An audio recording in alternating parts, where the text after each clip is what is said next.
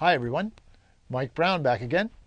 Welcome back to Educator.com's Adobe Photoshop CS6 course.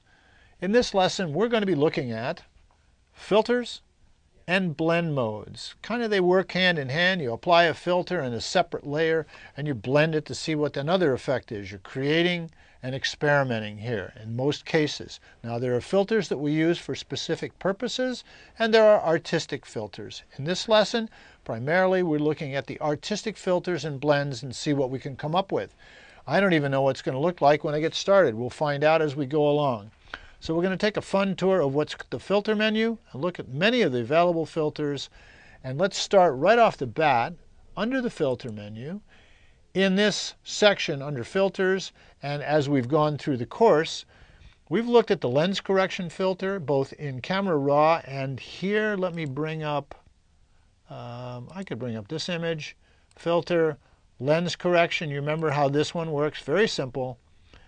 You can work on geometric distortion, chromatic aberration, and vignettes with your lens. It has your camera lens profiles and camera make and so on. We've dealt with that. The same module is in here as in Camera Raw. Liquify filter, you're already familiar with that. Trim, shape, open eyes, bulge, pinch. Vanishing point filter, very cool. The vanishing point filter allows you to retouch or composite in perspective. We've looked at all three of those.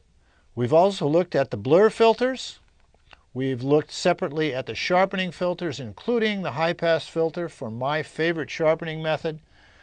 And all of these other filters are pretty much grouped together with the exception of a couple of them under the filter gallery. So let's pull up this image and take a quick tour of the filter gallery. First of all, when you're working with filters,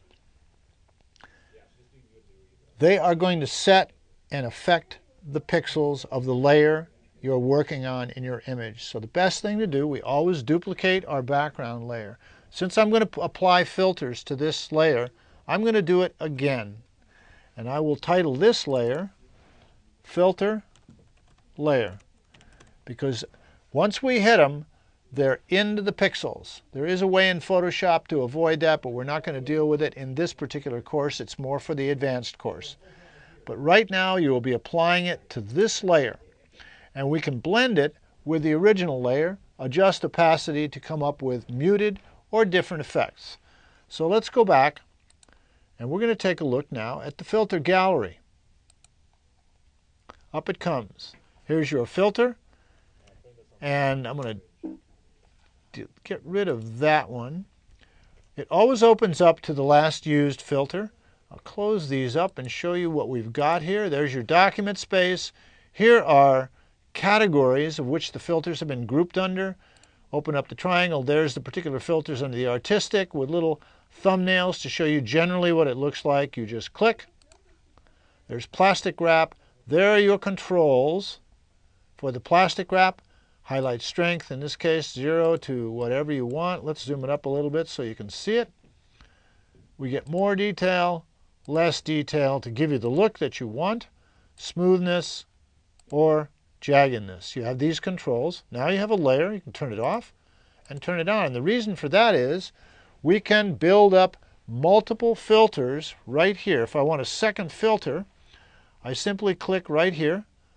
New effect layer. Now it's showing plastic wrap, but that's only the last used one. Let's turn off that, close this up, and take a look at artistic brush strokes, or the sketches are black and white. Distorts give you glass and things of that sort. They all just play with them.